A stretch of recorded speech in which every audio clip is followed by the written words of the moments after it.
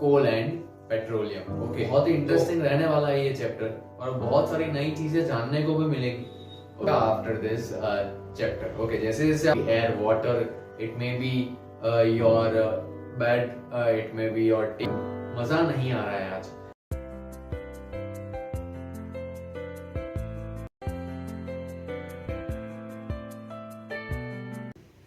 Welcome friends, this is the new chapter of our chemistry section and the chapter's name is, as you already read, coal and petroleum. Okay, तो इस chapter में हम कोल and petroleum related बहुत सारी चीजें पढ़ेंगे जो कि अभी तक आपको नहीं पता थी। ओके, तो बहुत ही इंटरेस्टिंग रहने वाला है ये चैप्टर और बहुत सारी नई चीजें जानने को भी मिलेगी।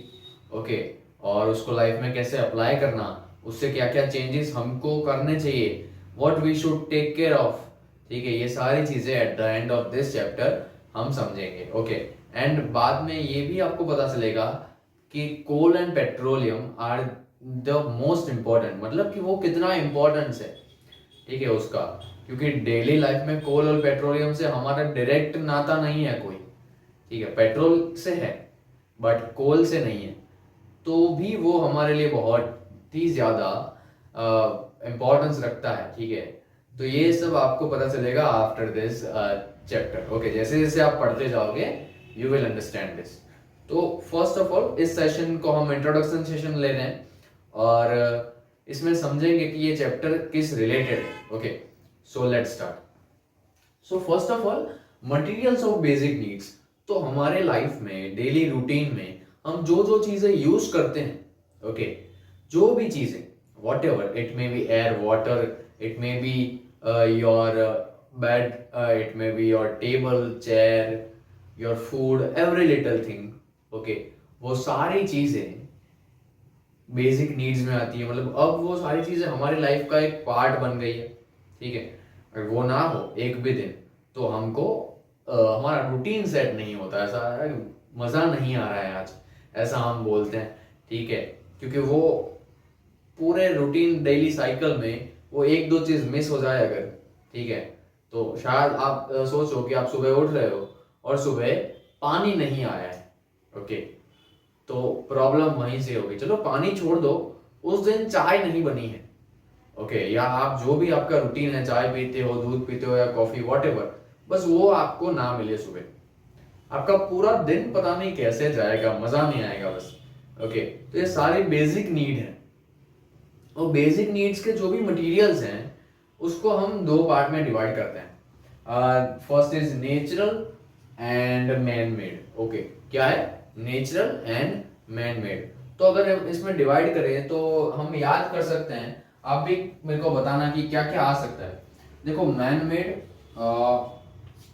हम कुछ पॉइंट्स लिख रहे हैं इधर दोनों में। ओके, अब इसका मतलब तो आपको समझ आ गया होगा कि मैन मेड मतलब हमने, ह्यूमंस ने बनाई हो वैसी चीजें, that kind of materials. And natural means हमको नेचर में से मिली हो वैसी। ओके, तो नेचुरल की बात करते हैं तो नेचुरल में क्या क्या आ सकता है? वाटर आ सकता है एक तो, okay, the basic most basic need. फिर एयर आ सकता है, वाटर हो गया, एयर हो गया। उसके बाद ऐसी क्या चीज है जो आप यूज करते हो नेचर में? याद करते हैं, वाटर आ गया, एयर आ गया। चलो इसके बाद एक काम करते हैं, मैन मेड को लिख देते हैं। मैन मेड में हम यूज करते हैं एक तो फर्नीचर। ठीक है, फर्नीचर तो ले लिया। उसके बाद हम क्या ले सकते हैं? मोबाइल फोन्स,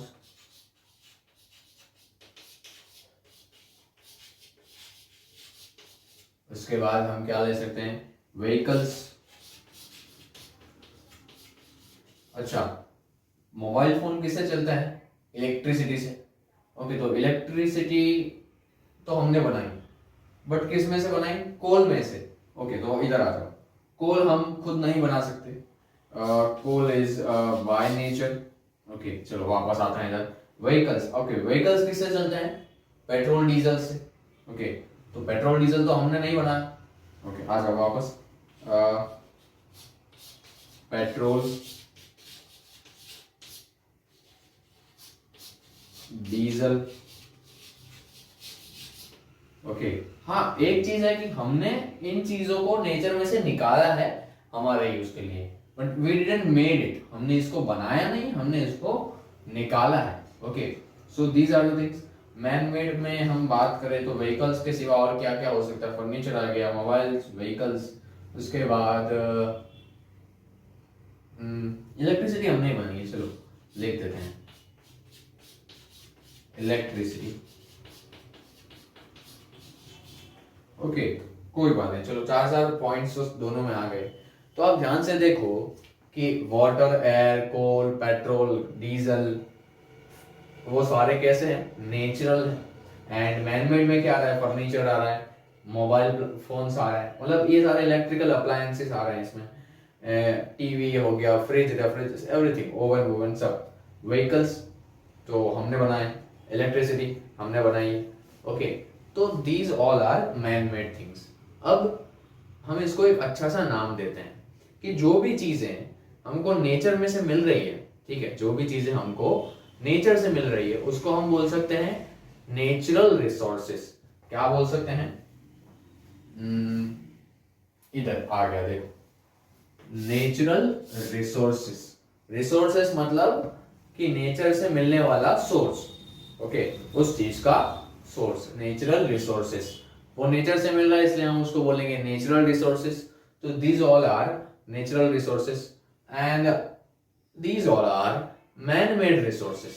ठीक है, natural resources and man made resources. अरे इसमें और एक चीज रह गई जो कि जिसके बिना हमारी सुबह नहीं होती, एंड दैट इज व्हाट?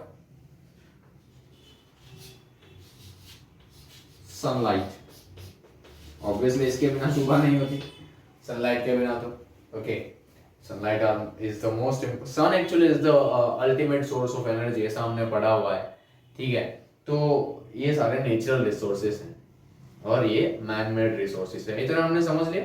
अब एक काम करते हैं, नेचुरल रिसोर्सेस पे ज्यादा फोकस होने वाला है इस चैप्टर में। तो नेचुरल रिसोर्सेस को हम आगे क्लासिफाई करते हैं, थोड़ा और उसके डीप में जाते हैं। ठीक है, what it is? On the basis of availability of the natural resources. Natural resources की जो अवेलेबिलिटी है, मतलब वाटर जितना मिलता है, सनलाइट हमको जितना मिलता है, जितना वाटर मिलता है उतना ही पेट्रोल नहीं मिलता। अवेलेबिलिटी दोनों की डिफरेंट है, इसीलिए वाटर हमको फ्री में मिल रहा है और पेट्रोल डीजल के पैसे देने पड़ते हैं। ठीक है, वैसे ही सनलाइट हमको फ्री में मिल रहा है तो उसके पैसे नहीं दे रहे, मतलब क्यों? क्योंकि वो बहुत ही ज्यादा अमाउंट में अवेलेबल है, that's why. So on the basis of availability of the natural resources, they can be classified into two kinds as follows। दो kinds मतलब दो टाइप्स में उनको डिवाइड किया गया है, क्लासिफाई किया गया है। कौन से दो टाइप है? देखो, इनएग्जॉस्टिबल नेचुरल रिसोर्सेस। कौन से? Inexhaustible natural resources and exhaustible natural resources. दो टाइप्स हैं। किसके दो टाइप्स हैं? नेचुरल रिसोर्सेस को दो टाइप्स में क्लासिफाई किया गया है, inexhaustible natural resources and exhaustible natural resources. So what do you mean by, what we mean by exhaustible? ये एग्जॉस्टिबल का एग्जैक्ट मतलब क्या है? ओके, तो एग्जॉस्टिबल का मतलब हम समझते हैं, फिर इनएग्जॉस्टिबल में आएंगे। ऑब्वियसली समझ आ जाएगा इसको पढ़ के ही, क्योंकि exhaustible and inexhaustible both are kinds of opposite words. Okay, एक दूसरे के एंटीनॉमीज है, तो हम इसको पढ़ेंगे तो इसका भी आइडिया आ जाएगा। तो डेफिनेशन देख लेते हैं। These resources, these both are natural resources. Okay, first of all ये आपको समझना है, मैन मेड और नेचुरल तो डिवाइड कर दिया, आप नेचुरल को लेके और डिवाइड कर रहे हैं। सो एग्जॉस्टिबल का मतलब क्या है? These resources are present in limited amount in nature. ये नेचुरल रिसोर्सेस तो है ही, बट ये जो है वो नेचर में लिमिटेड अमाउंट में है। ओके, कभी ना कभी ये खत्म हो सकते हैं। इधर लिखा है देखो, they can be exhausted by human activities. Exhausted का मतलब खत्म होना, एग्जॉस्टिबल का मतलब खत्म होना। ओके, तो these resources are present in limited amount in nature. अब खत्म कब होंगे? जब वो लिमिटेड अमाउंट में होंगे। तो आपको इतना याद रख के ही आपको डिफाइन पूरा याद रह जाएगा। ओके, अब कब खत्म कब होगा? जब कोई उसे यूज करेगा। यूज करने वाले कौन है? ह्यूमंस। तो they can be existed by human activities. It is as simple as that to remember. Just define. Okay. Okay, चलो ये एग्जिस्टिबल समझ आ गया. तो बताओ मेरे को इनएग्जिस्टिबल क्या होगा. अगर इन लिखा हुआ है एग्जिस्टिबल के आगे, मतलब it is almost opposite to this. Okay, let's read it. These resources are present in unlimited quantity and are not likely to be exhausted by human activities. Again, these resources are present in unlimited quantity. ये unlimited amount में, unlimited quantity में हमको available है, and are not likely to be exhausted by human activities. और ऐसा लगता नहीं है कि ह्यूमन एक्टिविटीज से इनको कोई फर्क पड़ेगा. ये हमेशा अवेलेबल रहेंगे, ये कभी खत्म नहीं होंगे. दैट्स व्हाई इसको बोला जाता है इनएग्जॉस्टिबल नेचुरल रिसोर्सेज. सर ऐसी क्या चीजें हैं? तो ऐसी कौन सी चीजें हैं? तो हम नेचुरल रिसोर्सेज में जाते हैं. ओके, देखो, एक तो है एयर. ओके, एयर जो कि है वो बहुत ही अनलिमिटेड अमाउंट में अवेलेबल है. उसके बाद हम जाते हैं sunlight. Air and sunlight both are available in unlimited amount. ये हमारे पास अनलिमिटेड अमाउंट में अवेलेबल है. चलो सनलाइट तो ठीक है ही है, बट एयर में मैं कुछ ऐड करना चाहता हूँ. एयर हमारे पास अनलिमिटेड अमाउंट में अवेलेबल तो है, बट उसकी क्वालिटी हम बिगाड़ रहे हैं. Quantity is in unlimited amount, जैसे लिखा हुआ है अनलिमिटेड क्वांटिटी, बट एयर की जो क्वालिटी है वो हम स्पॉइल कर रहे हैं. वो हमको पता है by the air pollution. So they are available but we should maintain the quality. ठीक है, तो ये दोनों कौन से हो गए? इनएग्जिस्टिबल नेचुरल रिसोर्सेज हो गए.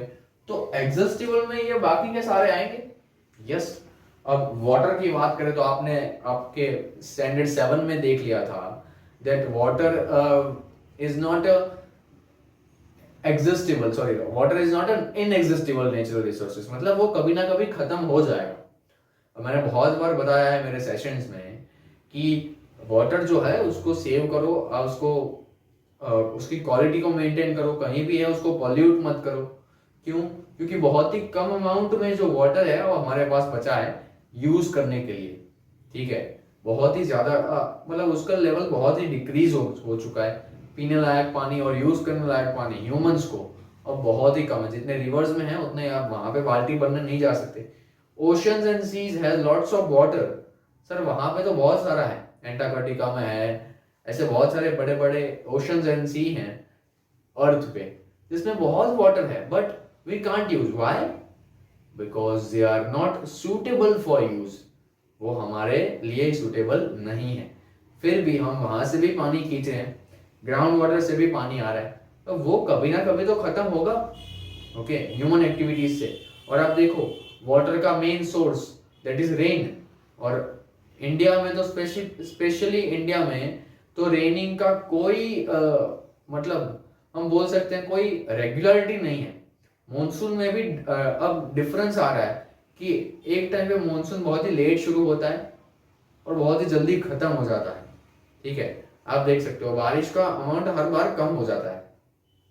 Lots of things are there. Water prove होता है कि वो एग्जिस्टेबल में आएगा, वो खत्म हो सकता है.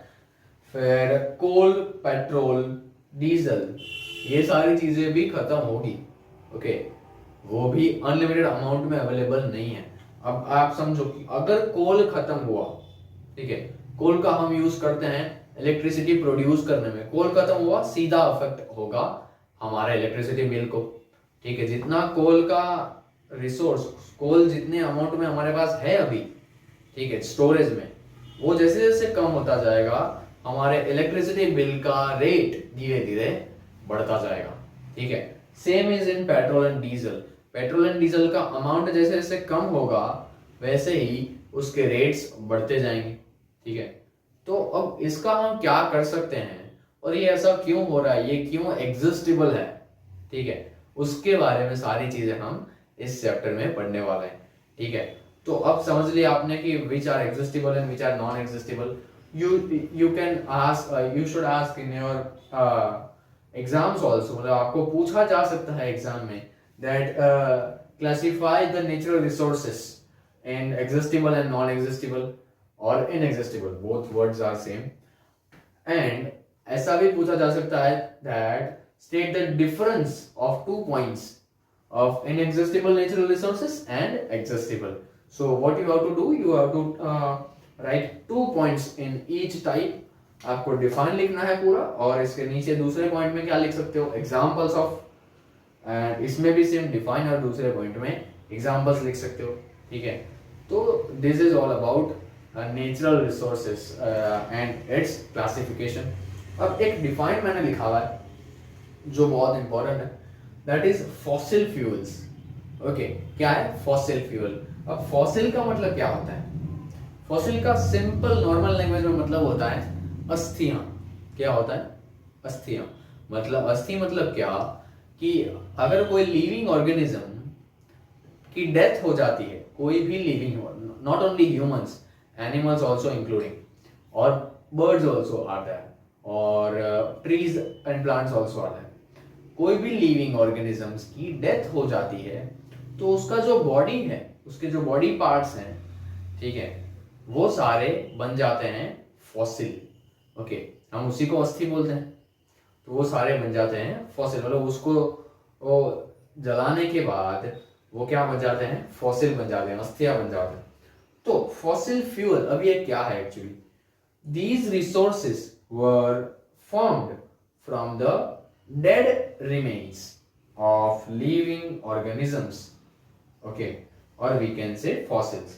मतलब कि जो भी लिविंग ऑर्गेनिज्म थे उनकी डेथ हो गई, after that these resources were formed from the dead remains of living organism। मतलब कि लिविंग ऑर्गेनिज्म से उनकी डेथ हो गई, उसके बाद जो पार्ट्स बचे उसमें से बहुत टाइम के बाद अपने आप वो उसमें प्रोसेस होती रहती है, कोई ना कोई वो सड़ते जाते हैं।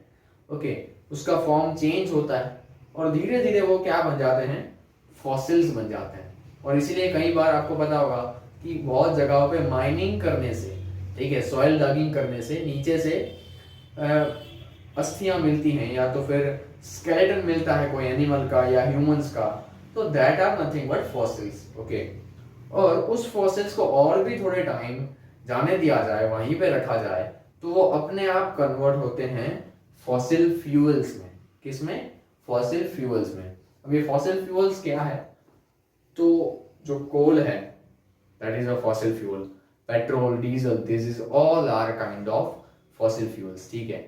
मतलब कि इसका मतलब ये हुआ कि जो लिविंग ऑर्गेनिजम्स है उनकी डेड बॉडीज से उसके ऊपर बहुत सालों तक प्रोसेस होता है, वो जमीन के अंदर रहता है, वो सड़ता जाता है, और बहुत ही सालों बाद उसको लगते हैं ऑलमोस्ट 80 to 100 years और मोर देन दैट, 100-150 सालों बाद जमीन के अंदर से उसको आप निकालते हो, तो वो बॉडी डीकम्पोज होके मतलब कंपोज होके उसको सड़ते सड़ते हुए वो चेंज हो जाता है फॉसिल्स में, उसका कोल बन जाता है, या वहां पे पेट्रोल और ये सारे रिसोर्सेस वहां पे आपको अवेलेबल होते हैं, ठीक है। वो सारी चीजें इसमें कन्वर्ट हो जाती हैं, बट वो कन्वर्ट होने में बहुत साल लगते हैं, बहुत ज्यादा, ठीक है। अब आप सोचो कि आप इन चीजों को आप वहां से मिलती हैं और उसको आप ध्यान दिए बिना, मतलब उसकी केयर किए बिना केयरलेसली यूज कर रहे हो, कभी तो खत्म होगा। ओके, और इसीलिए हमारे डेली लाइफ में हमको बहुत सारी प्रॉब्लम्स हो सकती हैं। मैंने बताया ना, इलेक्ट्रिसिटी सीधा कट हो जाएगा जिस दिन कोल खत्म हो गया, तो it may be possible in future, ठीक है। तो उसको कैसे कंट्रोल किया जाए, वो कैसे बनता है एग्जैक्टली में, वो सारी चीजें कैसे हमारे पास अवेलेबल है, कौन सी जगह पे अवेलेबल हो सकता है, that everything we will learn in this chapter, but in next parts of this chapter. Okay, so stay tune, and आप अपने नोट्स बनाते रहना, एंड मेरे को सबमिट भी करते रहना। अब डिस्क्रिप्शन में मैं आज से, मतलब अब से 5 मार्क्स टेस्ट या 10 मार्क्स टेस्ट का एक क्विज रखूंगा, जिसका लिंक आपको डिस्क्रिप्शन में मिल जाएगा, ठीक है। तो आप जैसे ही ये वीडियो खत्म करते हो, आपको वहां पे जाना है और वो क्विज अटेंड करना है। ओके, तो क्या रहेगा कि आपको भी समझ आएगा कि आपको कितना समझ आया। ओके, क्या मस्त लाइन मारा मैंने। आपका एक असेसमेंट हो जाएगा, ठीक है। तो आप उसी टाइम मतलब आपको समझ आ जाएगा कि आपको कितनी चीज़ें याद रही, कितनी चीज़ें समझ आई। ओके, तो सारे वीडियोस में अब डिस्क्रिप्शन में वो लिंक होगा क्विज का, तो you go in the description and go to that link, okay, and attend it. So we will meet in the next video. Up to that, take care of yourself and bye bye.